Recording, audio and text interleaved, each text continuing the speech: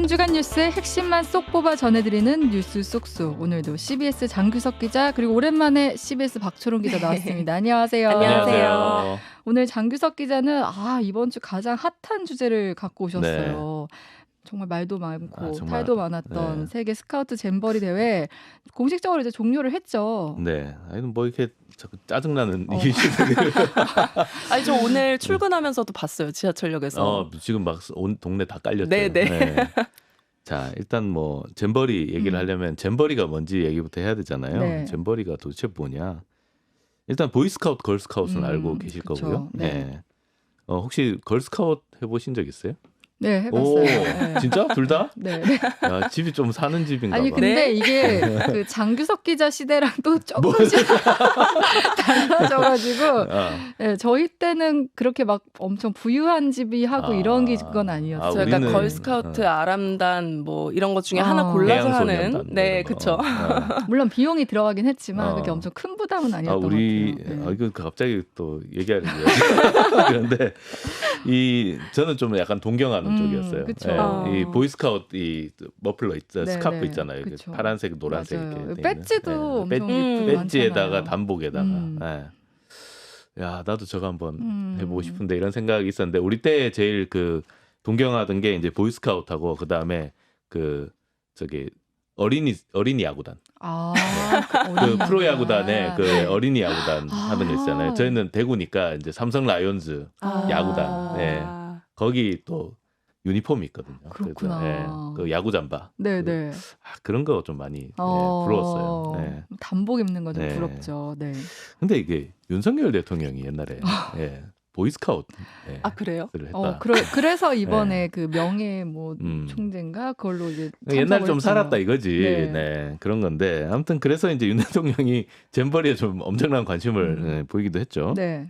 자, 이제 보이스카우트는 1907년에 로버트 베이든 파월 남작이 창설했습니다. 영국에 있는 이 남작인데 이분이 영국의 전쟁 영웅이에요. 보어 전쟁이라고 1890년대에 있었던 전쟁에서 아프리카에서 있었던 전쟁에서 대단히 큰 공적을 세웠고 이분이 이제 처음에 이제 장교들 보라고 약간 이제 그 군사 정찰 특히나 이제 오지에 떨어졌을 때 어떻게 생존할 거냐 뭐 이런 거에 대한 책을 남겼는데 이 책이 갑자기 청소년들한테 인기를 끈 거예요. 학생들이 보고 야 이거 우리 왜 그런 거 있잖아요. 유튜브 보면 베어 그릴스 뭐 살아남기 뭐 이런 거 하는 그런 거 같이 그 자연이 이기냐 내가 이기냐 뭐 이런 거 하는 그런 거 관심이 있듯이 옛날에도 이런 게 있었나 봐. 그래서 오지에서 어떻게 생존할 거냐 이런 거에 대한 내용들을 되게 관심을 받아가지고 그때 상당히 인기가 있었다고 합니다.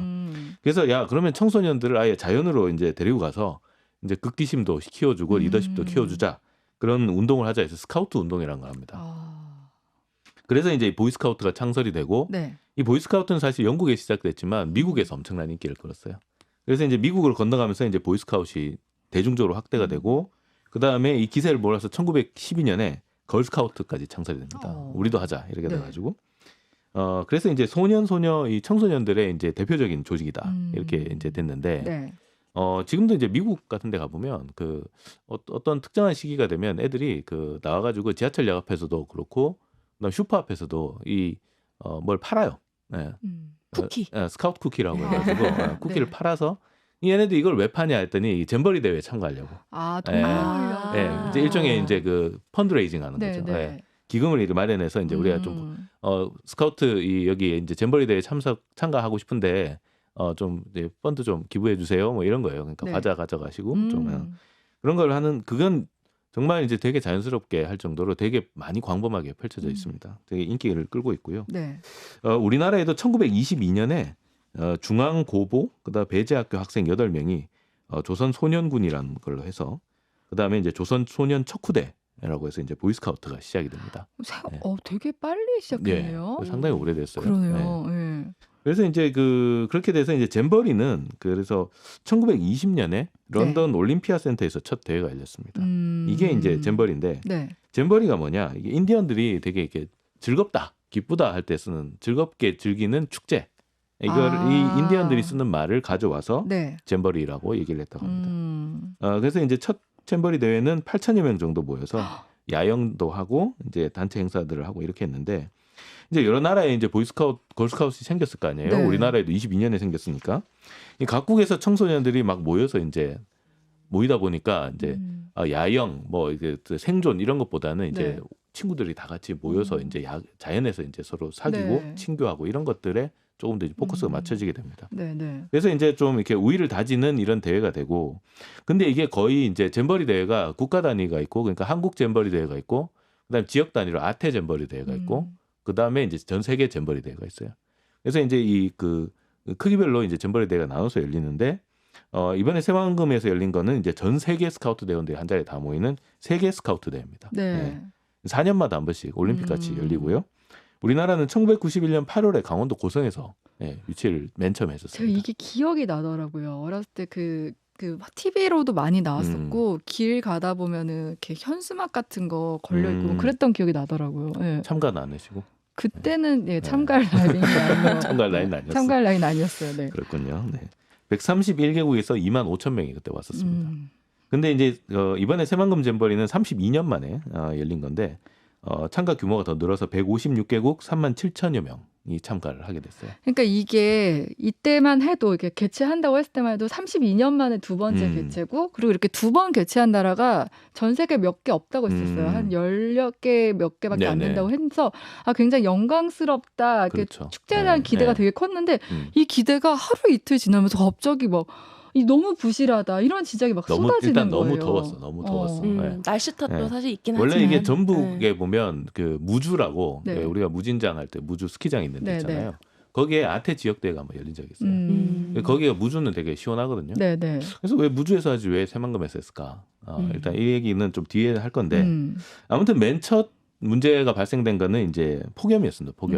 폭염 때문에 열사병, 일사병 이렇게 온열 질환자들이 속출을 했는데 네. 이 새만금은 간척지잖아요. 간척지니까 이게 바다를 메워서 만든 땅인데 네.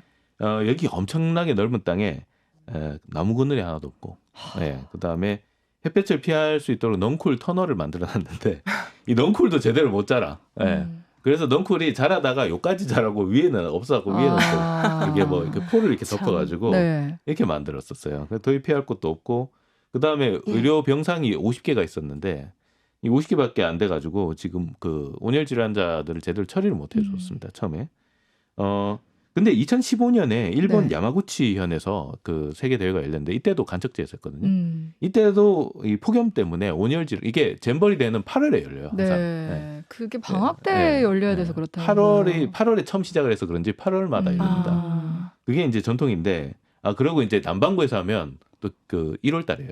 남반구 여름에 하는 게 이게 이제 행사인가 봐요. 그래서 그렇구나. 네. 이 야마구치 대회 때도 엄청나게 더워서 폭염하고 온열 질환자가 많았는데 그때는 그래도 이제 온열 질환만 문제였고 그 뒤에 이제 이렇게 보완을 해가지고 나중에 끝났을 때는 네. 만족도가 90%가 넘었다고 해요. 일본에서 했을 때는. 네. 그러니까 이 일본 대회에서 좀 이렇게 뭘 좀 따왔으면 되게 좋았을 텐데. 네. 99번이나 해외 탐방을 가가지고 해외 시찰을 하고 왔는데 왜 이걸 못 봤을까? 일단 네. 그리고 저는 이번 걸 보면서 이제 화장실 문제 얘기를 굉장히 많이 했잖아요. 근데 우리나라가 화장실이 되게 청결한 나라로 그럼요. 손에 꼽히는 나라거든요. 외국인들이 우리나라 왔을 때 가장 놀라는 게 감동받지. 시내의 화장실이 깨끗하다는 건데 근데 여기서 이런 불명예를 안게 됐다는 게 좀 그게 너무 당황스러웠거든요. 그러니까 이제 폭염도 폭염이지만 이게 잼버리 참가자들이 폭발을 한 거는 더럽다. 너무 더럽다. 막 이 화장실이 청소도 제대로 안 되고 숫자도 적었다 그래요. 네. 샤워실도 그렇고. 그러니까 이게 뭐 청소도 제대로 안 되고 이러다 보면 너무 더럽다. 그다음에 이 간척지에 이게 벌레들이 너무 출몰을 네. 해가지고 이 모기들도 많은 데다가 그 간척지에 화상벌레라는 게 출몰을 해가지고 이게 그 우리나라에 있는 토종벌레라고 하긴 한데 저 처음 봤어요. 이게 몸에 닿으면 이게 물진 않는데 몸에 닿으면 그 독성이 있어가지고 이게 불에 댄 것처럼 이게 물집이 막 이렇게 올라오고. 그 사진을 봤는데 엄청 울긋불긋한 울긋불긋하게 막 수포가 이렇게 올라오기도 하고. 맞아요. 그게 막 불에 댄 것처럼 그렇게 된대요. 그게 페데린이라고 독성 물질을 이렇게 내놔가지고. 그래서 그 만지거나 닿으면 이제 그렇게 되는데 이래가지고 막 온 다리하고 팔에 막 이게 물려가지고 다니는 데다가 위생은 너무 더럽지 막 이렇고. 그다음에 또 샤워실도 제대로 정비가 안 돼가지고 뭐 남자 대원이 와가지고 여자 샤워실 하는데 들어오기도 하고 막 여러 가지 일들이 막 벌어지는 거죠. 그래서 이제 야 이거 위생은 진짜 이건 도저히 못 받아들이겠다 해서 영국 스카우트가 일단 조기 퇴영하겠다 이렇게 네. 얘기를 합니다. 그다음 미국하고 싱가포르도 조기 퇴영하겠습니다 이렇게 얘기하니까 이 문제가 커지는 거죠. 그러다 보니까 부랴부랴 이제 정부가 달려듭니다. 이제 네. 원래 이게 이제 전북도에서 하던 건데 정부가 달려들어서 뭐 샤워실도 확충하고 화장실도 더 늘리고 뭐 부랴부랴 이렇게 합니다. 하는데 네. 그래서 이제 다 모여서 그러면 대회가 이 정도까지 왔으니 조기 종료할 거냐 회의를 했는데 일단 뭐 좀 좋아지는 것 같으니까 조기 종료는 하지 말자. 네. 이렇게 얘기해서 일단 하겠는 걸로 이제 끝까지 가는 걸로 일단은 네. 됐는데 이제 그래서 이제 이상민 행안부 장관이 아예 이제 새만금에다가 이제 자기 수경지를 차리고 그때부터 지휘를 하기 시작하는 거죠. 이제 가만히 놔두면 안 되겠다 이렇게 네. 해가지고 뭐 냉방버스, 뭐 화장실, 샤워실 추가 설치, 뭐 환경 개선이 그때부터 이제 되기 시작한 거예요. 그런데 이것도 또 날씨도 안 따라줘요. 맞아요. 태풍이 올라왔죠. 올라왔잖아요. 네. 그래가지고 이제 태풍 카눈이 이제 올라옵니다. 태풍 카눈이 올라오는데 이게 진로가 또 희한하잖아요. 가다가 이렇게 슉 꺾더니 갑자기 한반도를 관통을 해서 간다. 네. 이러니까 야 이러면은 태풍이 뭐 안전반원, 위험반원 상관없이 한국 전체가 다 네. 태풍 권역 안에 들어가는 거니까 허벌판에 새만금에 텐트 치고 있다가 이거 큰일 나겠다 싶으니까 이제 비상 대피 계획을 세우는 거죠. 네. 그러니까 뿔뿔이 흩어져서 어느 정도 이제 규모 있는 데서 모여서 그냥 소규모로 하자. 이제 이렇게 돼가지고 수도권 서울, 경기도, 인천 포함해서 18곳에 128개 숙소로 다 분산 배치를 했습니다. 네. 그러니까 대학 기숙사, 기업 연수원 이렇게 좀 단체로 할 수 있는 곳들. 거기서 이제 단체 프로그램도 좀 할 수 있게. 그래서 이제 한 건데 이제 뭐 그러다 보니까 전 정부가 이제 막 동원이 되고 지자체도 이제 그 스카우트 대원들 받은 데서는 프로그램을 또 만들어야 되니까 이 전 국가적인 자원이 이제 동원이 되기 시작하는 거죠. 예. 버스도 뭐 몇천 대, 몇 대가 동원이 되고 막 경찰이 막 헬기까지 뛰어서 호송을 하고 막 이런 이제 엄청난 이제 그 작전이 벌어졌는데 그리고 뭐 기업에서도 그렇죠. 계속 뭐 물량 삼성, 지급하고 뭐 LG, 이게 그러니까 적어도 한국 와가지고 그 더러운 화장실만 기억나면 안 되잖아요. 그러니까 게다가 전 세계에서 젊은 애들이 모였는데 친구들이 모였는데 이미지가 너무 안 좋으면 나중에 이제 이게 국격 훼손이다 이렇게 돼가지고 이제 총동원을 하기 시작합니다. 총동원을 하기 시작하는데 결국은 이제 그러다 보니까 잼버리가 이게 뭐 야영하면서 친구들끼리 만나고 이런 게 아니라 약간 문화 관광 프로그램 같이 갑자기 이제 한류 체험 프로그램이 된 거죠. 한류 체험 프로그램이 됐는데 뭐 어쩔 수 없잖아 이렇게 된 거예요. 그래서 일단 끝날 때까지는 뭐라도 해야 되니까 그렇게 하던데 일단 스카우트 대원들은 청소년이니까 호기심이 많잖아요. 그러다 보니까 새만금에서 이거 헤어지는 거는 좀 친구들 헤어지는 건 아쉽지만 또 새로운 데에 대한 또 기대가 있는 거예요. 서울이나 뭐 어디 수원이나 이런데 또 뭐 이렇게 체험도 하고 이렇게 하니까 또 친구들이 좀 천진난만하더라고요. 보니까 확실히. 그래서 저도 마음이 되게 복잡해요 이러면서 좀 슬프기도 한데 기쁘기도 하고 기대도 되고 아쉽기도 하고 그렇습니다. 그런 얘기를 좀 많이 하더라고요. 네.